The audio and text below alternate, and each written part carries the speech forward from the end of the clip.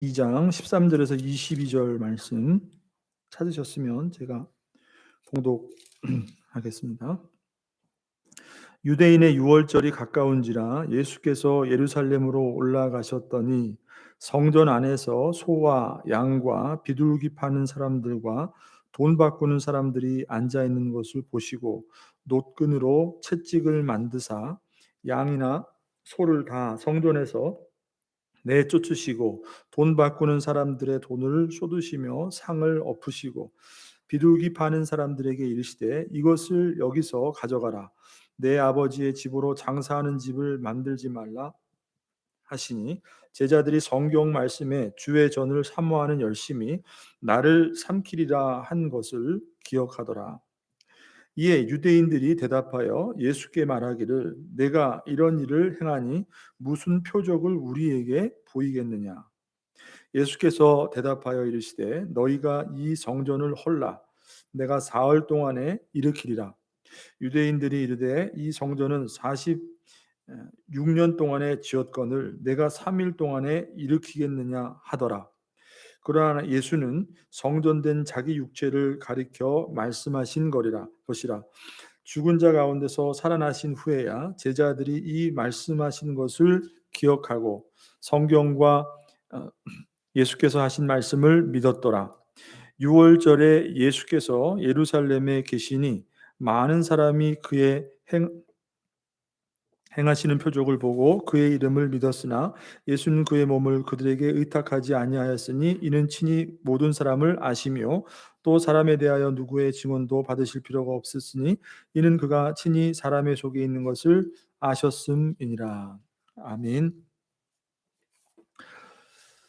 자, 여러분, 지난 시간 우리가 예수님의 그 표적 가나 혼인 잔치에서 물을 포도주로 만드시는 그 표적을 살펴봤죠. 그리고 그 표적이 과연 의미하는 것이 무엇인가에 대해서 우리가 살펴봤습니다. 자, 당시 유대교는 마치 포도주가 떨어져서 더 이상 이제 기쁨이 사라진 잔치의 모습처럼 생명이 없는 그런 잔치의 모습을 우리가 그 속에서 발견할 수가 있는 것이죠. 자, 근데 그 어느 누구도 그 잔치에서 포도주가 끊어진 그 상황 가운데서 포도주를 채워줄 수 있는 사람은 어느 한 사람도 없었습니다. 누구도 잔치의 기쁨을 다시 회복시켜줄 그 사람은 어느 누구도 그 잔치에 없었다는 것이에요. 자, 그런데 예수님께서 그 표적을 행하심으로써 물을 포도주로 변화시키시는 그 표적을 행하심으로써 잔치의 기쁨을 완전히 회복시켜 주셨던 것이죠.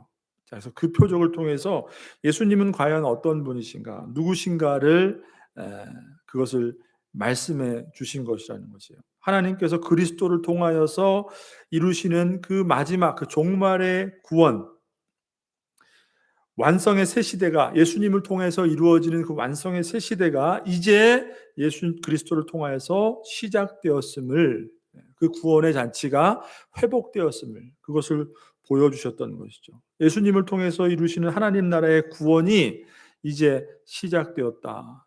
그것을 보여주신 표적이라고 할 수가 있는 것이죠.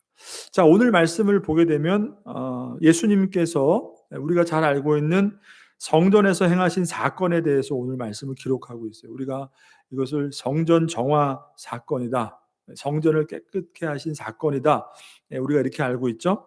성전에서 행하신 그 사건, 그것을 기록하고 있는데, 여러분 오늘 말씀을 보게 되면 그 성전에서 행하신 그 일, 예수님이 행하신 일은 특별히 지난 시간에 말씀드린 것처럼 그 7가지의 표적이 나온다고 그랬죠. 요한복음에는 그 7가지 표적에 포함되는 그런 사건은 아니죠. 그렇지만 표면적으로 어떤 기적을 행하시고 그런 것은 아니기 때문에, 겉보기에 어떤 예수님께서 놀라운 기적을 행하시는 어떤 그런 것은 아니겠지만, 예수님께서는 오늘 성전에서 행하시는 그 일들과 그 예수님이 하신 그 말씀을 통해서 예수님이 누구신지, 그분의 신성과 그분의 그 어떤 것도 필적할 수 없는 그 하늘로부터 오는 권위, 그러니까 그것을 통해서 이 일을 행하시는 분이 겉으로는 기적으로 나타나지는 않았지만 이분이 누구신가에 대한 분명한 증거가 오늘 성전에서 행하시는 그 예수님의 그 행하신 일이라는 것이에요. 자, 바로 예수님께서 하나님의 아들이시라는, 그리고 그 하나님의 아들을 통해서 이루어지는 그 일들이 무엇인가, 그 구원의 종말의 그 구원이 어떤 것인가라는 것을 이 예수님이 오늘 성전을 깨끗게 하시는, 정화하시는 이 사건을 통해서 분명하게 우리에게 말씀해 주시고 있다는 것입니다. 자, 그래서 여러분, 성전에서 행하신 오늘 이 사건은 지난 시간에 우리 가나 혼인잔치에서 본 그 표적과 함께 이렇게 이어서 생각할 필요가 있어요. 자, 예수님께서 종말에 그 이루어질 잔치, 하나님 나라의 그 잔치, 하나님 나라의 구원을 이제 회복하시고 이루시는 그러한 분이라면, 하나님의 아들이시라면 그 일을 과연 어떻게 이루시는가, 그죠? 어떻게 하나님 예수님께서 그 일을 마지막 그 종말의 그 구원, 하나님 나라의 구원을 어떻게 회복하시는가, 그것을 말씀해 주시는 것이에요. 바로 오늘 말씀을 보게 되면 무엇을 우리가 알 수 있냐면, 예수님이 진정한 성전이 되어 주셔서, 그죠? 성전이 되어 주셔서 이 성전의 기능을 완전히 그 완성하심으로 그 일을, 하나님 나라의 그 구원, 하나님 나라의 그 구원의 잔치를 이루시는 분이라는 것을 오늘 이 성전에서 이루시는, 행하시는 일을 통해서 보여주신다는 것입니다. 자, 우리가 출애굽기 말씀 가운데 그 성전에 대해서 우리가 공부를 했었죠, 그죠? 그 말씀을 살펴봤단 말이에요. 자, 성전은 이스라엘에게 있어서 굉장히 중요한, 하나님께 나아갈 수 있는, 그들이 하나님에게 허락하신 하나님께 나아갈 수 있는 유일한 수단이자 가장 중요한 수단이에요. 성전이 없으면 이스라엘 백성에게는 뭐 하나님도 없는 거나 마찬가지인 것이죠. 그들의 종교 체계에 있어서 가장 핵심적인 의미를 담고 있는 것이 바로 성전이었단 말이에요. 성전.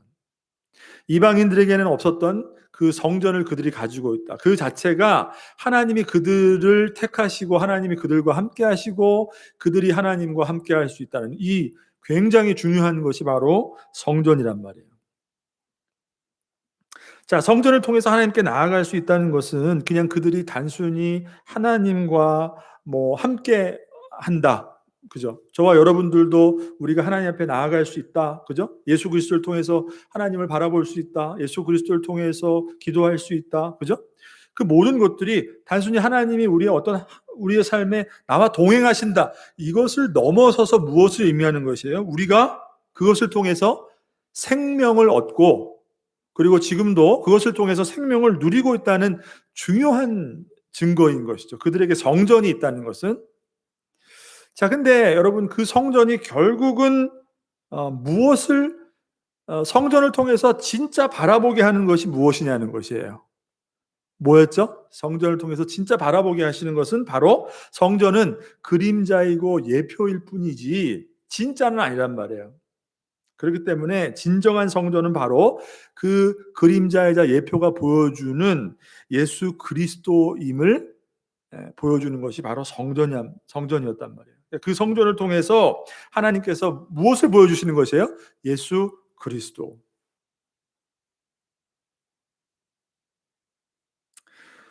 그러니까 정말로 진짜 오게 될 참 성전 되시는 예수 그리스도를 통해서 하나님이 그 구원을 어떻게 이루시는가, 이것을 오늘 이 성전에서 행하신 사건을 통해서 보여주신다고 할 수가 있는 거예요. 그러니까 지난 시간에 그 물 항아리에 물을 담고 포도주로 이렇게 변화시키는 그 표적을 통해서 예수님을 보여주신 그 사건과 이렇게 같이 우리가 생각할 수 있는 것이죠.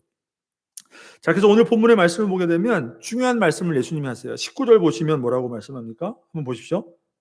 예수께서 대답하여 이르시되 너희가 이 성전을 헐라 내가 사흘 동안에 일으키리라 하죠. 눈에 보이는 이 성전, 이 화려한 그 웅장한 그 성전을 다 헐어버리라는 거예요. 그러니까 이 60년 동안 세우는 성전을 헐어버리면 내가 사흘 동안에 다시 일으키겠다. 사흘 동안에.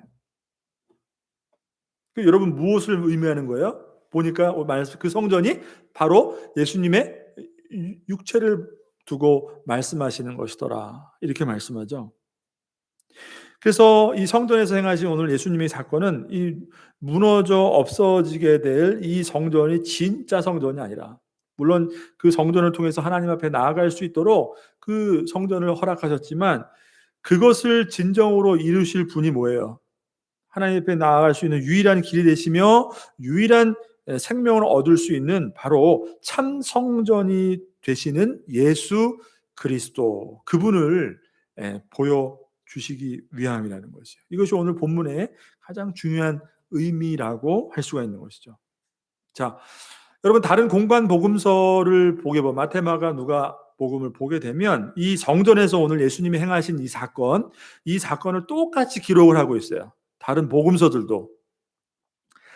자, 그런데 특별히 요한복음은 이 예수님이 행하시는 이 사건이 어디에 기록되어 있냐면 우리가 보는 것처럼 맨 앞부분, 가나의 표적, 그 혼인잔치의 표적 그 다음이지만 아무튼 예수님의 그 사역, 그 표적을 통해서 예수님이 어떤 분인가를 증거하는 그 내용의 가장 앞부분에 이 예수님이 성전에서 행하신 성전 청결 사건, 이 사건을 기록하고 있어요. 똑같은 사건인데, 다른 공간 복음서는 똑같은 사건인데 마지막에 소개하고 있단 말이에요.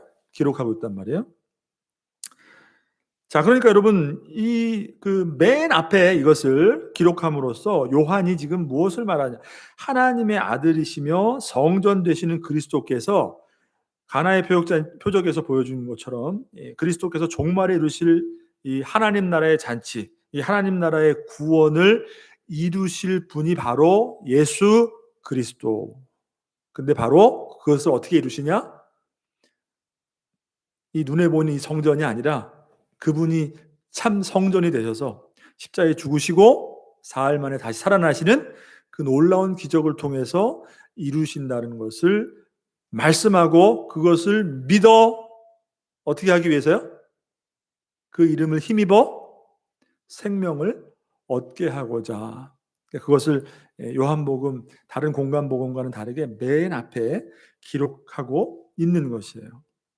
자, 그래서 오늘 말씀은 당시 유대교에 있어서 성전이 굉장히 중요했는데 그 성전의 모습이 그때의 당시 상황이 어땠는가, 이 성전의 모습을 보여줌으로 오늘 말씀을 시작하고 있죠. 자, 11절 말씀 보세요. 한번 같이 보겠습니다. 11절. 죄송합니다. 2장 13절이죠. 그 다음에 14절까지 있습니다. 2절 있습니다. 유대인의 유월절이 가까운지라 예수께서 예루살렘으로 올라가셨더니 성전 안에서 소와 양과 비둘기 파는 사람들과 돈 바꾸는 사람들이 앉아 있는 것을 보시고. 자, 당시에 그 성전의 모습, 그 상황을 지금 보여주고 있는 것이에요. 그리고 오늘 예수님께서 행하신 이 사건은 그 당시의 이 모습, 성전의 모습, 그 성전의 모습을 향하신 예수님의 이 거룩한 분노가 발단이 되어서 일어난 사건임을 우리가 알게 된다는 것이에요. 자, 예수님께서 13절을 보시면 예루살렘으로 올라가신 이유에 대해서 말씀하고 있죠. 이유가 뭐죠? 유월절이 가까운지라. 당시 여러분 가장 중요한 3대 절기, 가장 큰 3대 절기가 있었는데 그 중에서 가장 중요한 절기가 뭐였어요? 바로 유월절이었다면. 유월절. 오늘 주일학교 때도 설명했죠. 또 반복해서 되지만 유월절의 내용을 여러분 알고 있잖아요. 그죠? 그러니까 유월절을 절기를 예수님도 지키기 위해서 지금 예루살렘으로 향하고 있는 것이에요. 이스라엘 백성들이 애굽에서 400년 노예살이를 마치고 이제 애굽을 빠져나오는 그날 밤에 하나님께서 애굽에 내리신 그 장자는 다 모두 죽어버리는 그 10번째 재앙으로부터 이스라엘을 건지시는데, 죽음으로부터 면하게 하시는데, 아까 말씀드린 것처럼 문지방과 물선주에 어린 양의 피를 바른 이스라엘의 집은 그 죽음이 넘어가게 하시는 것. 그렇게 해서 그 죽음 가운데서, 심판 가운데서 이스라엘 백성들을 건지시는 그 하나님의 구원의 은혜를 기억하고 그것을 기념하는 절기. 그러니까 여러분, 이 구원의 사건이야말로 여러분 얼마나 중요한 것이겠어요, 이스라엘 백성들에게. 우리가 출애굽기 요즘에 말씀 묵상하는 데도 나오죠. 하나님께서 이스라엘 그 애굽의 그 재앙을 바로의 마음을 일부러 완악하게 하시면서까지 그 재앙을 허락하시는 이유가 뭐예요? 하나님이 어떤 분인가를 물론 보여주는 그 심판의 의미도 있지만 또 한 가지 중요한 거 이스라엘 백성들에게 그 구원의 하나님을 알게 하고 그것을 후대에게 어떻게 해요?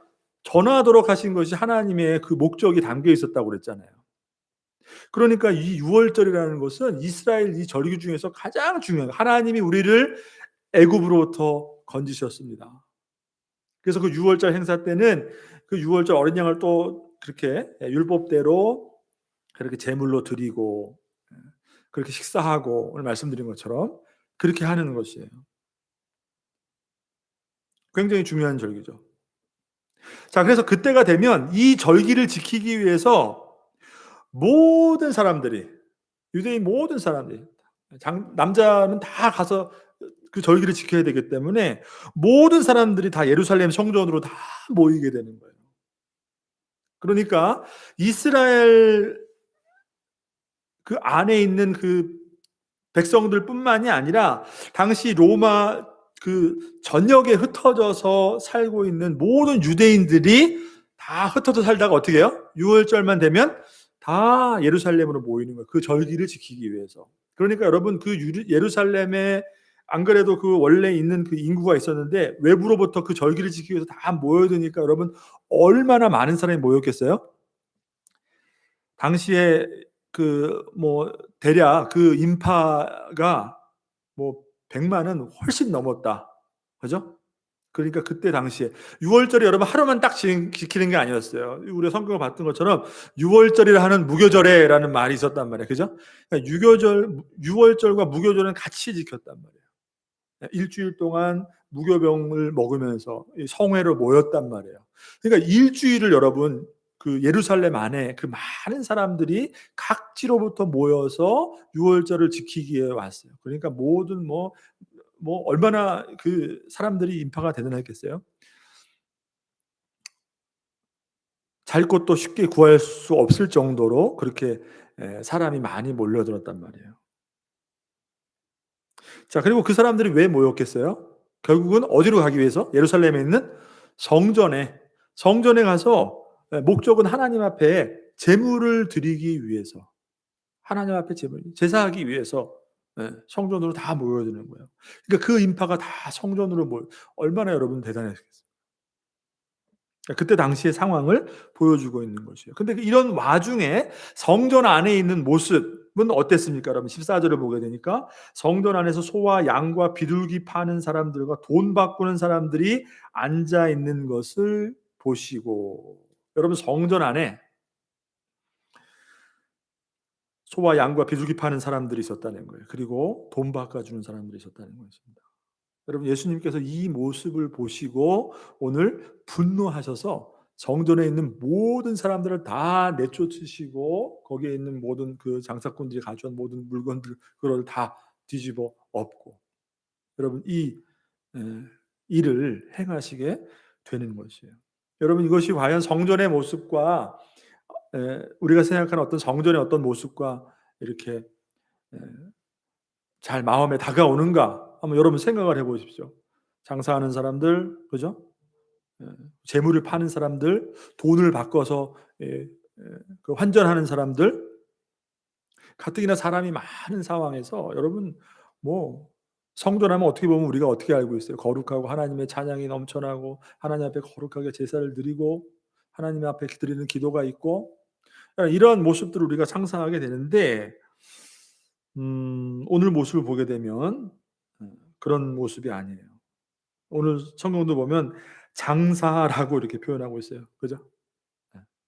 그러니까 성전에 어떻게 보면 이 본래의 모습, 성전이 가지고 있는 그 고유의 그 기능을 담고 있는 성전으로서의 모습이 아니라 많이 그죠?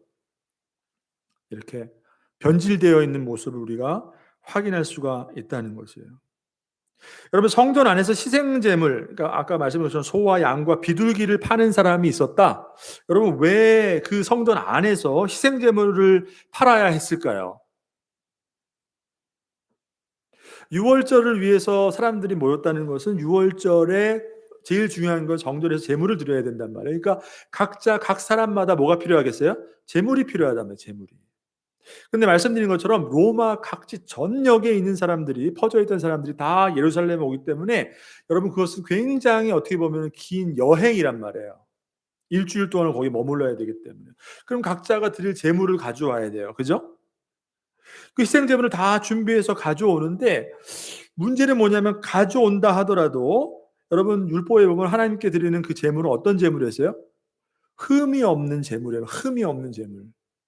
근데 먼 길을 데리고 와서 그죠? 소나 양이나 비둘기 그런 것들을 와서 드리려고 하는데 이게 사실 쉽지가 않은 거야. 가져오는 것도 그렇고 가져온다 하더라도 하나님 앞에 드릴 때 그 제물을 드릴 때에 이것은 하나님 앞에 적합하지 않습니다.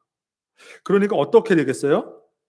가져왔다가도 쓸모없게 되는 일들이 빈번하게 되다 보니까 사람들이 어떻게 가져오는 게 아니라 현장에서 재물을 준비하는 게 더 현실적으로 나았던 것이죠. 그러니까 예루살렘에 모여든 사람들이 그 자리에서 다 재물을 다 준비하고 사서 그것을 제물로 하나님 앞에 드렸던 거예요. 그러다 보니까 당연히 이 기회를 노려서 많은 상인들이 어떻게 했겠습니까? 그 앞에서 현장에서 희생 제물을 판매하게 되는 거예요. 그런 어떤 행사나 어떤 그런 많은 사람들이 많이 모이는 때는 당연히 뭐가 몰리게 돼 있어요? 장사꾼이 몰리잖아요. 그죠? 거기서 판단 말이에요. 그러니까 그 재물마저도 거기서 이렇게 파는 그런 일들이 이제 빈번히 많이 생기게 된 거예요. 그리고 어떻게 했어요? 당연히 훨씬 비싼 가격으로 현장에서 구입하는 아무리 내가 물건을 가져와도 노하는 거예요. 이거 가지고는 제물로 드리면 안 됩니다. 그러니까 여기서 준비한 거, 그죠? 흠이 없는 걸 사용해야 된다. 그런 이유로 더 비싸게 제물을 팔았던 것이에요. 자, 그리고 당시에 누구나 유대인의 그 성인 남자라면 1년에 한 번 그 성전세를 내야 된단 말이에요. 율법에 성전세를 내게 돼 있어요. 자, 근데 그 성전세를 어떻게 냈냐? 오늘 본문에 보면 돈 바꾸는 자가 그 성전에 있었더라 이렇게 말씀하죠. 그러니까 왜 돈 바꾸는 사람이 성전 안에 있었는가 그 이유를 알 수가 있는 거예요. 자, 당시에 통용되던 돈은 뭐였냐면 로마의 화폐였단 말이에요. 일반적으로. 근데 그 로마의 화폐로 성전세를 냈겠어요? 그렇지 않았단 말이에요. 로마의 화폐는 특히 그 로마의 황제 가이사의 얼굴이 이렇게 있었기 때문에 그거로 성전세를 낸 것이 아니라 그들이 사용하는 세겔이라는 것으로 돈을 바꿔서 성전세를 냈는데 민간에서 사용하는 세겔, 우리가 일상생활에서 하는 그 세겔이 있는가 하면 성전에 바칠 때 내는 또 세겔이 따로 있었던 거예요. 자, 그러니까 돈을 가져와서 이스라엘 안에 그 거주하는 사람이든 로마 각지로부터 온 사람이든 어떻게 하겠어요? 성전세를 내기 위해서는 성전에서 사용하는 거기서 받아들이는 성전 세겔로 어떻게 해요? 환전을 해야 된단 말이에요. 환전. 이때에 많은 환전 수수료를 받고 돈을 바꾼 거예요. 10%, 20% 같은 만 원을 냈는데 만 원에 대한 성전세를 받는 게 아니라 9천 원밖에 안 되는 거예요. 그러니까 더 줘야지 그 성전세를 살 수가 있는 거예요. 환전을 할 수. 그러니까 여러분 그 많은 이윤을 착복을 하게 된 것이에요. 무엇을 하는데? 여러분 이스라엘이 가장 하나님 앞에 하나님이 주신 그 구원의 은혜를 기억하며 성전에 와서 제물을 드리며 하나님의 그 구원의 은혜를 기념하는 그 가장 중요한 유월절 행사 그 절기 때에 그리고 그 거룩한 제사를 하나님 앞에 드려야 되는 그 모든 것을 감당해야 되는 성전 안에서 그러한 일들이 벌어지고 있었던 것이에요. 그리고 왜 그들이 성전 밖에서 아니라 성전 안에서 그런 것들을 했는가? 당시 대제사장들과 그리고 종교 지도자들이 그 모든 그런 그 판매권을 자기들이 가지고 온 거예요. 상인들과 결탁을 해가지고. 그래서 어떻게 해요? 거기서 이권을 가져와서 그거 다 수수료로 누가 먹었어요? 대제사장, 종교 지도자들. 막대한 돈을 챙기면서까지 희생 제물을 판매하고 성전 안에서 환전을 할 수 있도록, 버젓이 그렇게 할 수 있도록 그것을 허락해 줌으로 해서 어떻게 해요? 그들에게 돈을 받는 거죠. 판매권을 가지고. 여러분, 이것이 그때 당시에 2절에서 말씀하고 있는 성전의 모습이었어요. 여러분 어떠신가요? 딱 봐도 어때요? 여러분, 이것은 성전이 아닌 것이죠. 여러분, 성전은 물론 그 제사가 중요하죠. 제물을 드리는 것 중요하죠. 근데 여러분, 단순히 그곳에서 제사를 드리기 때문에, 제물이 있기 때문에, 하나님 앞에 제물을 드리기 때문에 그래서 성전이 중요하고 거룩한 것이 아니에요. 어떤 단순한 거룩한 의식이 있고 웅장한 어떤 외형 때문에 성전이 그들에게 있어서 어떤 하나님을 자신들이 믿고 있는 어떤 그런 거룩함을 나타내는 그런 어떤 그 거룩함의 상징이 거기서 오는 게 아니란 말이에요. 그렇지 않겠어요? 어디서 오는 거예요? 성전은 바로 거룩하신 하나님이 임재하는 곳이기 때문에 그것이 거룩하고 귀한 것이겠죠. 그리고 그 거룩한 하나님 앞에 서는 그 하나님의 한 사람 한 사람 그 구원받은 그 백성들이 하나님 앞에 나와 그 은혜를 알고 그 은혜에 마땅히 반응하면서 하나님 앞에 드려지는 그 예배, 제사. 이것이 여러분 거룩한 것이죠. 그렇지 않겠어요? 근데 우리가 봐도 이것은 와, 이것은 무슨 뭐 성전이 이래 라고 할 정도로 변질되고 어떤 교회의 어떤 성전이라는 어떤 종교적인 어떤 거룩함을 이용해서 그들의 사업 수단으로 삼고 있는 그런 모습을 우리가 확인하게 된다는 것이에요. 자, 여러분, 저와 여러분의 삶이 하나님 앞에 거룩하다. 그죠?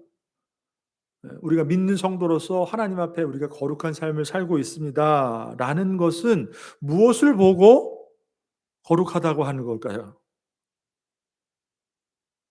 거룩한 어떤 외형적인 드러나는 모습, 그죠? 기도회에 맨날 오고 누가 봐도 그런 거 거룩한 건가요? 물론 그런 것이 필요 없다는 것은 아니에요.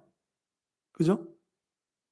그렇지만 어떤 우리의 외면에서 나타나는 어떤 종교적인 행위를 통해서 하나님은 절대 그것을 거룩하다라고 하는 분은 아니라는 것이에요. 진짜 거룩의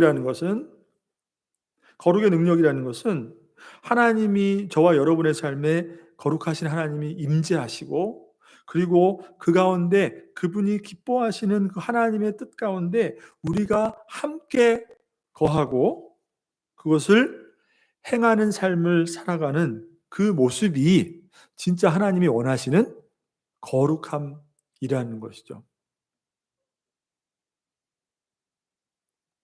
그러니까 여러분 말세에 갈수록 세상 마지막 때에 갈수록 성경에서 말씀하기를 거룩의 모양은 있으나 경건의 모양은 있으나 경건의 능력이 없다라는 것은 무엇이겠어요?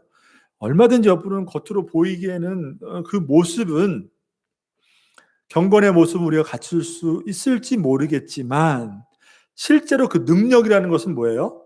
정말 그것을 우리가 사모하고 그것을 우리의 삶에 우리가 살아가는 삶에 어떤 기준으로 삼고 그것이 나의 능력이 되어서 그렇게 살아가는 정말 실제적으로 살아가는 그 능력이 없다는 거예요. 그러니까 마지막 때 가면 갈수록 주여 주여 어떤 그런 모습들은 많이 있는 것 같아도 실제로 그 안에 능력 있는 삶은 없다라고 성경이 말씀하는 것처럼. 그러니까 우리도 오늘 이 말씀을 통해서 그때 당시에 그 성전의 모습 그것뿐만이 아니라 여러분 그건 어느 시대 때나 마찬가지인 거예요. 지금 우리에게도 똑같이 적용되는 하나님의 말씀인 것이에요. 예수님이 그 모습을 보고 어떻게 행하셨는가 이것을 우리가 보게 되는 것이에요. 여러분 누가 제물을 드리지 말라고 그러지는 않았어요. 하나님께서. 제물이 필요 없다는 것은 아니겠죠. 하나님 앞에 반드시 예, 그 구약을 통해서 말씀을 통해서 하나님이 보여주신 성전을 통해서 보여주시는 거 있기 때문에 이런 거는 뭐 해도 안 되고 안 되는 그런 게 아니에요. 그렇지만 그 속에 하나님께 나아가는 그 거룩한 마음과 그 제물을 드리는 사람의 그 자세, 그리고 그 모든 것을 다 하나님 앞에서 행하는 그 당시에 하나님이 특별히 구별해서 세워주신 그 종교 지도자들, 제사장들, 이런 사람들. 근데 여러분, 그것을 오히려 기회 삼아서 하나님의 성전이 오히려 그들에게 권력과 돈을 가져다 주는 사업이 된 거예요. 그것이 하나님의 일이 된 것이 아니라, 그죠? 하나님의 거룩함을 나타내고 하나님의 영광을 나타내는 일이 된 게 아니라 자기를 위한 일이 된 것이에요. 그 결과로 당시에 이 종교라는 것, 유대인들의 그 어떤 종교 체계라는 것은 정말로 거룩한 것이 아니라 오히려 하나님 보시기에 역겨운 것이 되었다는 것입니다, 여러분. 오히려 물질적인 것이 되고 오히려 세상적인 것이 되었다는 것이에요. 여러분, 우리가 보기에도 외형적으로도 보기에도 가장 거룩한 것이 본질적으로 변질이 될 때에 그것이 가장 역겨운 것이 되는 것이에요. 그러니까 여러분, 우리가 하나님 앞에 이렇게 나와 있는 저와 여러분들이 오히려 더 이 말씀을 통해서 정말 우리의 안의 이 내면을 더 살펴봐야 되는 줄 여러분, 믿습니다. 성경 속에 나타나 있는 그때의 모습이나 2000년 전의 그때의 모습이나 지금 모습이나 여러분 동일한 것이에요. 그리고 하나님이 바라보시는 그 시선도 동일하다는 것이에요. 여러분, 세상에서 이 교회라는 이 하나님 나라를 대변하는, 하나님 나라를 이 땅 가운데에 나타내고 구현해야 되는 이 교회라는 공동체가 많이 욕을 얻고 먹고 질타를 받고 세상의 이 손가락질 거리가 되는 것은 사실을 가만을 보면은 물론 우리 안에 어떤 일어나지 말아야 될 어떤 그런 불미스러운 일들, 뭐 여러 가지 그런 일들이 있을 수 있어요. 그렇지만 세상이 진짜 교회를 향하여 손가락질하는 이유는 그 안에 하나님을 믿고, 그죠?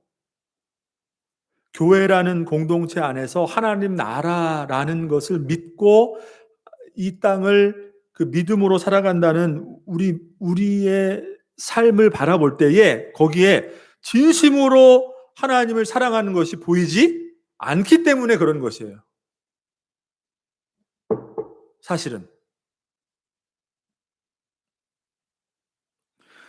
세상이 보더라도 진심으로 우리가 믿지 않는 것 같기 때문에 겉으로 보기에는 그러한 모습들이 더 우리에게 화살이 되어서 날아오게 되는 것이죠.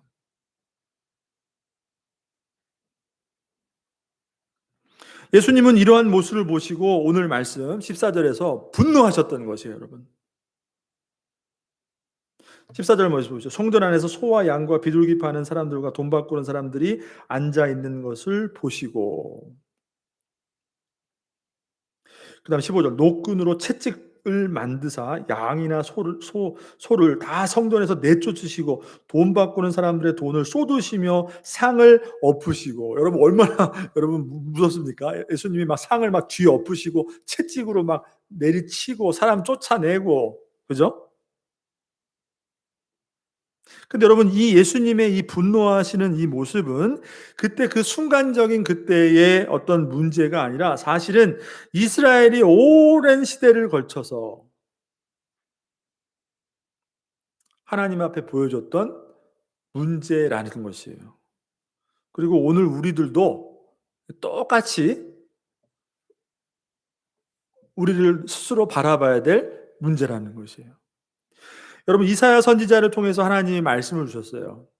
바벨론 포로로 가기 이전에 여러분 그 심판의 내용을 입술을 통해서 하나님이 주셨는데 이사야서 1장을 한번 보십시오. 이사야서 1장. 구약 성경 이사야서 1장.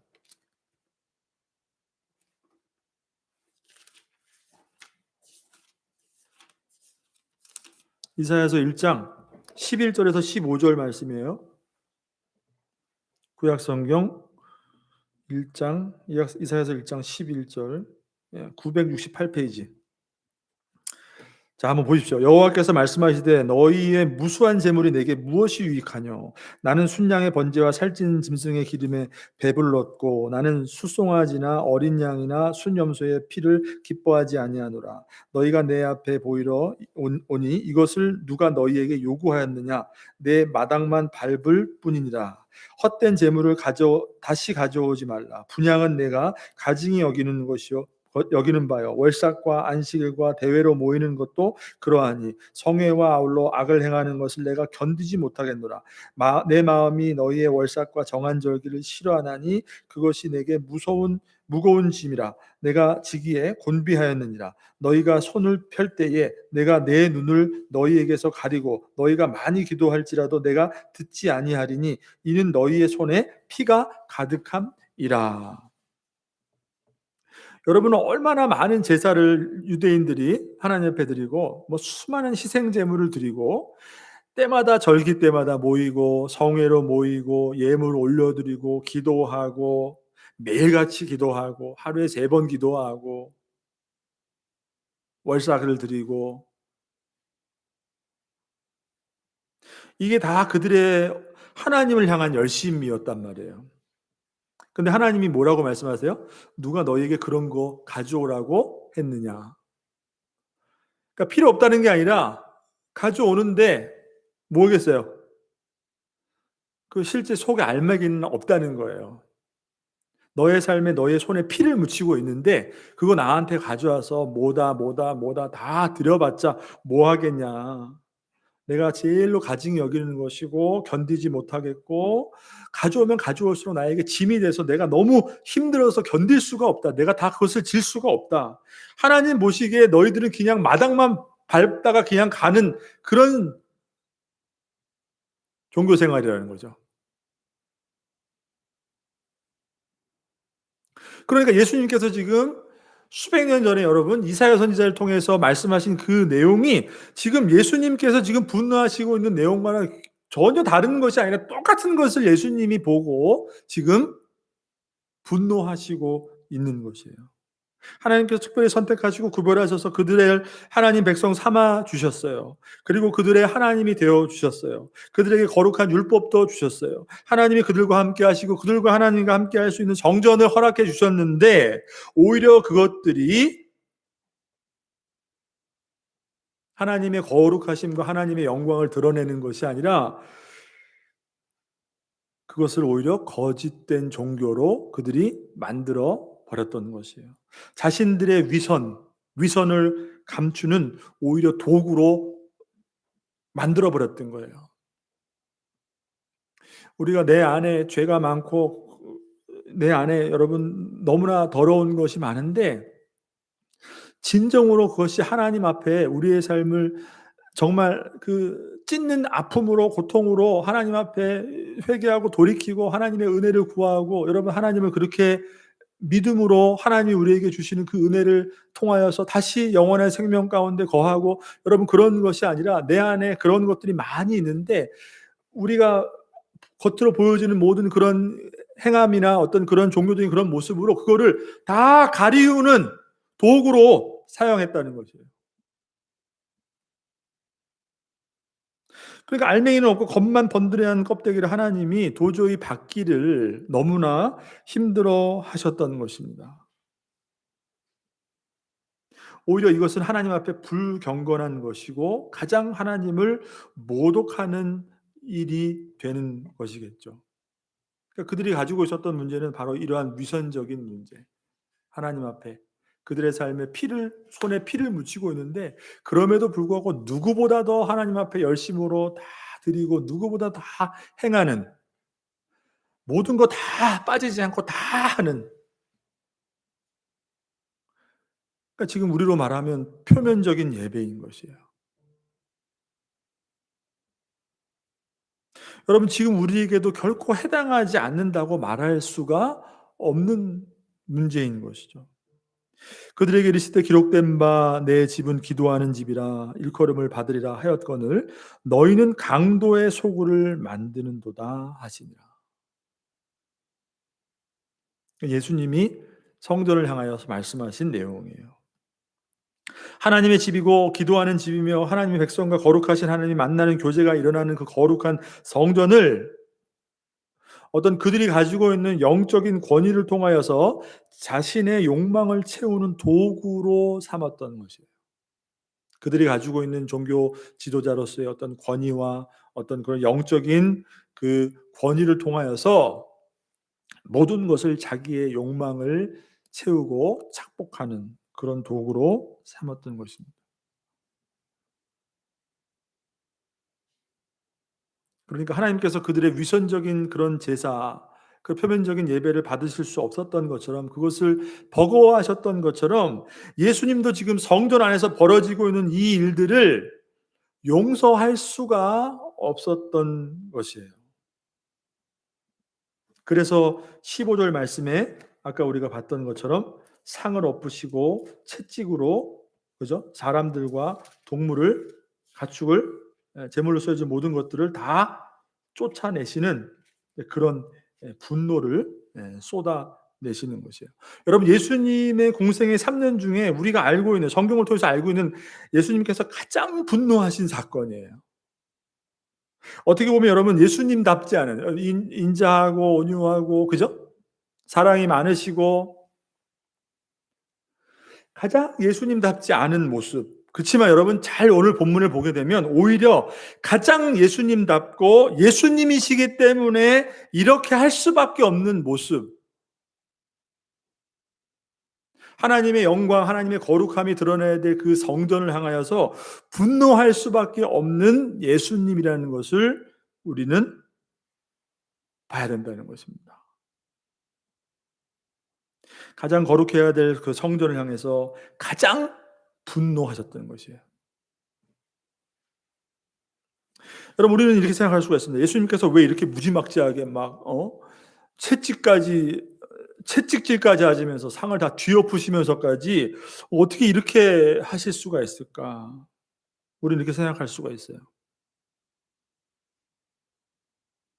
그것이 바로 오늘 본문을 보게 되면 18절에 나온 유대인들의 생각이에요. 유대인들의 예수님을 향한 질문이에요. 18절을 한번 보십시오. 이에 유대인들이 대답하여 예수께 말하기를 내가 이런 일을 행하니 무슨 표적을 우리에게 보이겠느냐. 아니 갑자기 와서 모든 것을 다 쏟아버리고 채찍질하고 다 이 많은 사람들을 다 쫓아버렸는데 도대체 내가 무엇이길래 무슨 권한으로 지금 그들로 말하면 거룩한 성전에서 하나님 앞에 제사를 드려야 되는데 다 이렇게 할 수가 있냐. 도대체 무슨 권위로 내가 이렇게 할 수 있느냐. 그것이 바로 유대인의 그들의 질문이었어요.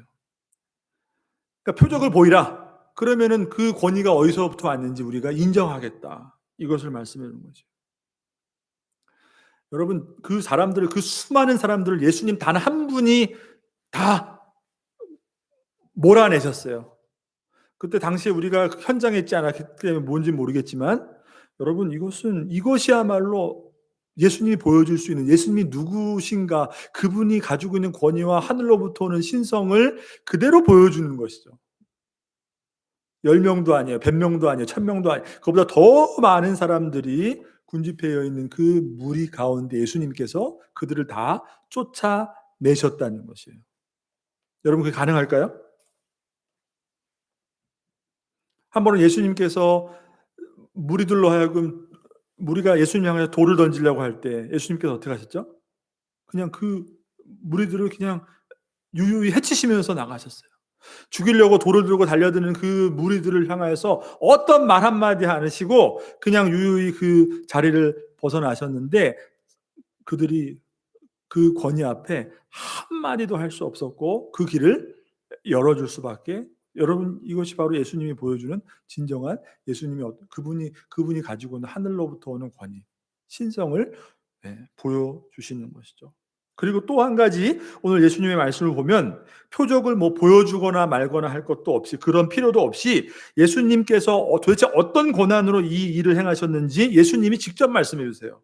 16절을 보십시오. 16절. 비둘기 파는 사람들에게 이르시되 이것을 여기서 가져가라. 내 아버지의 집으로 장사하는 집을 만들지 말라 하시니. 뭐라고 말씀하셨어요?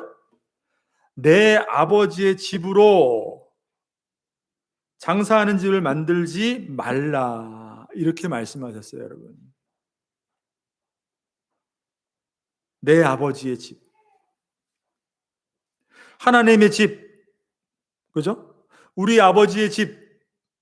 이게 아니라 내 아버지의 집이라고 말씀하신 거죠. 여러분 무엇입니까? 예수님 자신이 바로 하나님의 아들 그분이심을 분명히 예수님께서 증언하신 것이죠. 내 아버지의 집이라고 하셨어요. 내 아버지의 집. 유대인들이 결국 예수님을 십자가에서 죽이고자 한 이유도 무엇이었어요? 그가 하나님을 자신의 친아버지라 하여 자기를 하나님과 동등으로 삼으심이러라. 유대인들이 여기에 분개한 거예요. 신성모독이다. 어떻게 내가 하나님과 동격으로 말할 수가? 네가 어떻게 하나님의 아들이냐? 근데 예수님이 뭐라 했어요? 내 아버지의 집. 예수님이 누구신가 직접 말씀하신 거예요.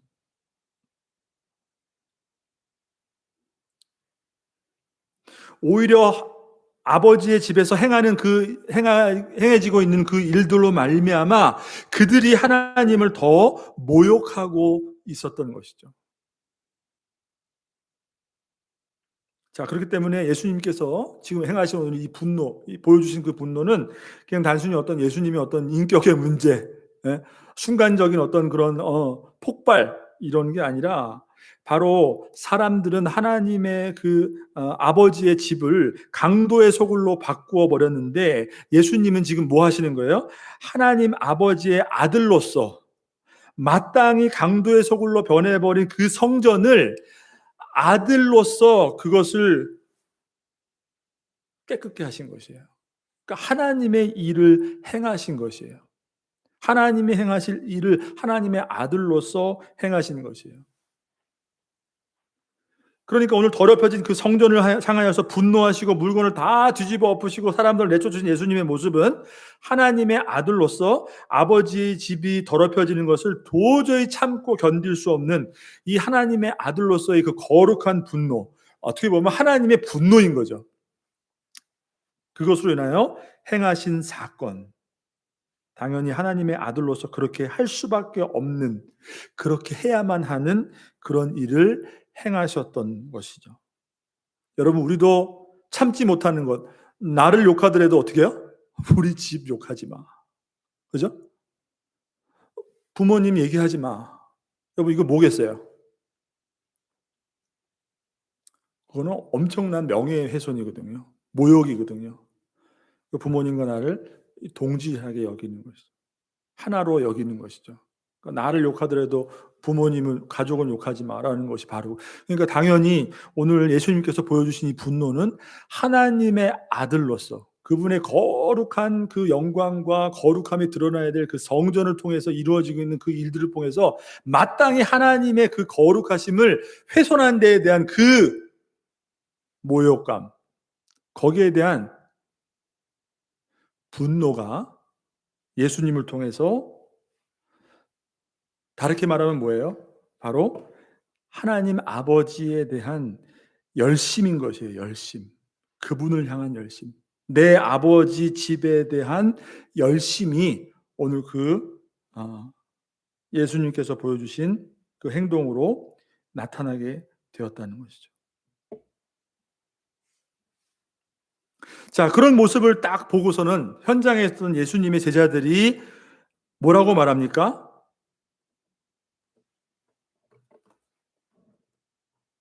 17절 보시면 제자들이 성경 말씀의 주의전을 사모하는 열심이 나를 삼키리라 한 것을 기억하더라. 이거 뭐냐면 여러분, 그때 당시에 현장에서 예수님이 행하시는 모든 것들을 다 목격을 했어요. 요한도 마찬가지예요. 그러니까 이거 지금 자세히 기록하고 있는 거잖아요. 근데 그것을 기억했더라. 그때 당시에는 뭐예요? 깨닫지 못했던 거예요. 아니 도대체 왜 이렇게 분노하시고 왜 이렇게 다 뒤집어 엎으시는 걸까? 근데 그것이 십자가의 죽으심과 부활하신 그 주님을 만나고 그 깨달게 됨으로 그 사건을 통해서 그때 행하신 그 일들이 바로 구약에서 말씀하셨던 이것은 다윗의 고백이에요. 시편 69편에 나와 있는 내용인데 그 말씀을 기억한 거예요, 제자들이. 바로 그 말씀의 내용 그대로이구나 라는 것을 제자들이 기억하고 깨달았다는 것이에요. 시편 69편의 내용은 다윗이 하나님을 참되게 쫓고 하나님을 참되게 사랑하고 그분의 영광을 위해서 모든 것을 행하는데 오히려 그렇게 살아가는데 그에게 다가오는 것은 뭐예요? 돌아오는 것은 뭐예요? 오히려 고난이 다가오고 핍박이 다가오고 미움이 다가오고 대적들이 공격을 하고 오히려 내가 그렇게 하나님을 향하여 열심을 내는데 하나님의 이름이 오히려 어떻게 해요? 공격을 받게 된다는 것이에요. 사람들이 나를 통하여서 하나님을 더 욕하고 그렇게 하나님을 공격한다는 것이에요. 그때 다윗이 고백한 내용이에요. 주님을 향한 그 주님의 전을 향한 나의 열심이 나를 소멸시킵니다. 이것이 다윗의 고백이었어요. 여러분 이게 무슨 내용이냐? 하나님 앞에 고백을 하는 거예요. 하나님, 내가 주님을 위해서 살아가고 주님을 더 사랑하고 주님을 위해서 하나님을 위해서 마땅히 지켜야 될 그 내 삶을 내 신앙을 하나님 앞에 지키며 살아가고 있는데 오히려 사람들이 나를 더 미워합니다. 오히려 나를 더 공격합니다. 오히려 나를 통하여서 주님을 더 비방하고 주님을 더 욕하고 공격합니다. 그런데 다윗의 마음은 뭐예요? 내가 그러할수록 다른 사람들이 하나님을 공격할 때 나는 그것을 참을 수 없습니다. 그것은 나에게 참을 수 없는 고통으로 다가옵니다. 여러분 마치 나를 욕하더라도 그죠? 우리 집안을 욕하면 그거 참을 수 없는 것처럼 내가 열심으로 하나님을 섬기며 그렇게 하나님을 위해 행하는데 사람들이 오히려 하나님을 공격할 때 나는 그것을 참을 수가 없습니다. 그 말이 바로 주님의 전을 향한 나의 열심이 나를 소멸시킨다라는 다윗의 그 고백의 의미인 것이에요.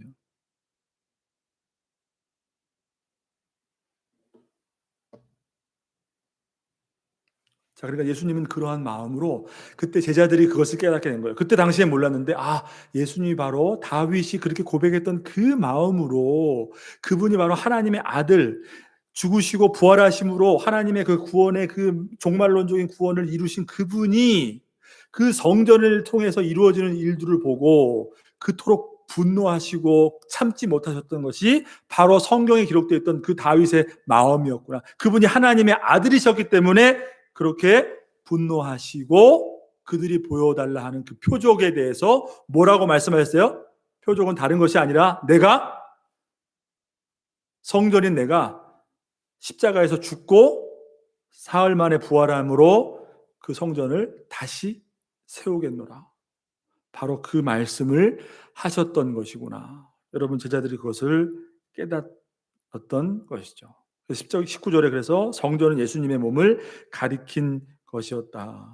이렇게 말씀해 주죠. 유대인들이 예수님을 십자가에 못 박아 죽였지만 예수님은 사흘 만에 부활하심으로 진정한 성전의 의미를 회복하시고 참 성전 되시는 그분을 통하여서 하나님의 그 구원을 이루어 주셨던 것이에요. 여러분 오늘 이 말씀을 통해서 말씀 마무리하겠습니다. 또 시간이 좀 늦었는데 이러한 종교적인 어떤 위선적인 하나님 앞에서의 어떤 제사의 모습, 거룩한 하나님의 영광이 드러나야 될 성전을 자신들의 일로 하나님의 일을 자신들의 일로 만들어버린 이러한 종교적인 위선, 이거 여러분 오늘날도 과연 우리에게는 없을까요? 저와 여러분에게는 없을까요? 예수님은 하나님의 집이 그렇게 거룩한 하나님의 집이 영광이 드러나야 될 하나님의 집이 그 사람들에 의해서 더럽혀지는 모습을 보고 분노하셨다는 것이에요. 여러분 똑같이 지금 저와 여러분의 삶을 그렇게 하나님이 바라보고 계시고 있다는 것을 우리가 기억해야 된다는 거죠. 분명히 여러분 이것은 그때 2000년 전에 그 유대인들만의 모습이 아니라 이런 위선적인 종교에 대한 어떤 우리의 그 모습, 표면적인 하나님 앞에서 예배, 그걸 다 뒤집으셨다는 것은 하나님의 어떤 종말론적인 어떤 심판을 예고하시는 것이에요. 결론적으로는 실제적으로 예루살렘이 멸망하게 될 것이고 하나님의 심판으로, 그리고 마지막 때에 예수님께서 정말로 하나님 나라를 이루시기 위해서 다시 오실 때에는 여러분 그것보다 더 무서운 예수님의 심판이 이 땅에 임하게 될 것이라는 것이죠. 여러분 오늘날에도 저와 여러분에게 그러한 일들이 일어나는 것. 여러분 물론 성전이라는 것, 성경에서 말씀한 성전이라는 것은 지금 여러분 존재하지 않아요. 예배당, 건물 이거 성전 아니에요. 아닙니다, 여러분. 성경에서 오히려 말하고 있는 성전은 뭐예요? 그것은 뭡니까? 성령께서 거하시는 거죠? 성령께서 우리 안에 거하셔서 친히 성전이 되어주시는 바로 그리스도인이 성전인 것이에요. 근데 여러분 우리 안에 하나님의 것으로 채워지고 하나님의 것을 드러내고 하나님의 영광을 드러내고 하나님의 거룩함을 드러내야 될 이 성전된 그리스도인 저와 여러분이 우리 안에 여러분 무엇을 채우고 살아가고 있는가? 하나님의 일이 되어야 될 저와 여러분의 삶을 자신의 욕망, 우리의 일로 만들어버리는 그러한 여러분 표면적인 겉으로 드러나는 종교인의 모습, 그런 것들 여러분 하나님은 지금도 그것을 분노하시고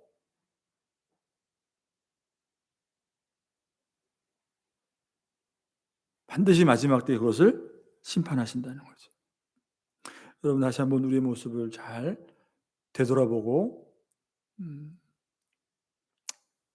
성령께서 저와 여러분 가운데 거하시며 하나님의 성전으로서 이 땅을 살아가고 있는 하나님의 거룩하심을 드러내는 우리 그리스도인의 삶이 과연 무엇을 나타내고 있는가? 우리의 본질적인 어떤 신앙의 모습을 다시 한번 점검할 수 있는 저와 여러분 되시기를 바랍니다.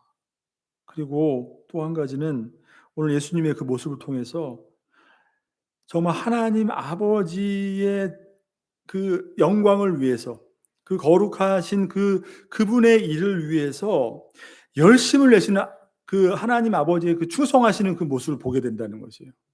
하나님 아버지의 아들로서 너희들이 하는 이 일로 말미암아 하나님 아버지의 그 집이 모욕당하는 것을 조금도 참을 수 없고 견딜 수 없는 그 하나님 아버지의 그 마음으로 그 성전을 깨끗게 하셨다는 것이에요.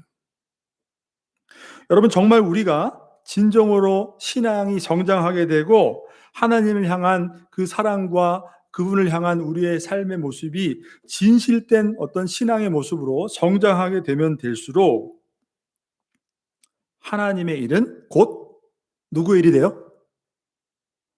나의 일이 되는 것입니다. 하나님의 교회, 하나님 나라, 이것은 결코 우리의 삶과 무관한 것이 아니에요. 그러니까 우리가 교회의 어떤 아픔을 보게 되면 어떻게 되는 것이에요? 그것이 곧 우리의 아픔이 되는 거죠. 교회가 욕을 먹으면 내 교회가 아닌 게 아니라 하나님 나라가 그만큼 세상 가운데서 그 하나님 나라의 거룩함과 영광을 드러내지 못하는 그 모습을 볼 때 여러분 우리는 어떻게 되는 거예요? 그건 다른 나라, 다른 동네의 이야기가 아니에요. 우리 집의 이야기인 것이라는 것입니다. 그것을 예수님을 오늘 보여주신 거죠. 네가 무슨 도대체 권위로 어떻게 이런 일을 할 수가 있는가? 여러분 교회 안에서 세상과 교회의 일과 세상의 방법과 교회의 방법을 구분하지 못하면 안 되는 거죠.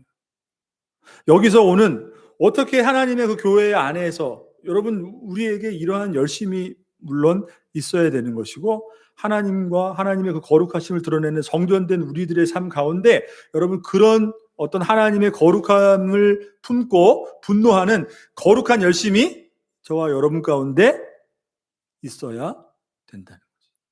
그럼 그러한 삶을 다시 한번 점검하시고 하나님 앞에 믿음으로 설 수 있는 저와 여러분 되시기를 주님의 이름으로 축복합니다.